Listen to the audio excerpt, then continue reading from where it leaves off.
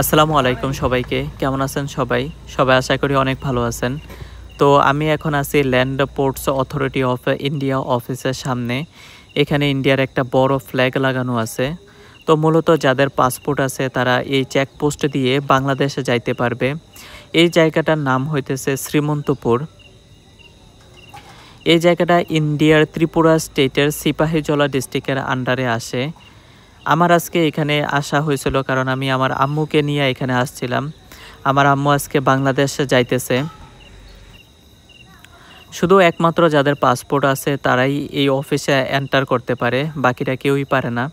তো অফিসটা যেহেতু ইন্ডিয়াতেই ছিল, তো আমি অফিসের একপাশে বসে সব কিছু দেখতেছিলাম। অলরেডি আম্মু অফিসের কাজ শেষ করে বাংলাদেশে ঢুকতেছে। ওই যে গাড়িগুলো দেখা যাইতেছে ওই গাড়িগুলো বর্তমানে বাংলাদেশ আছে, ওই জায়গাটাই বাংলাদেশ। তো এইগুলো হইতেছে এক্সপোর্ট ইম্পোর্টের গাড়ি, যেগুলো ডিফারেন্ট জিনিস নিয়ে ইন্ডিয়াতে আসে। তো অলরেডি আম্মু বাংলাদেশে ঢুকে গেছে। তো আমি এখন বাড়িতে দিকে যাইতেছি। তো দেখা হবে আরও একটা নতুন ভিডিওতে। ভালো থাকবেন।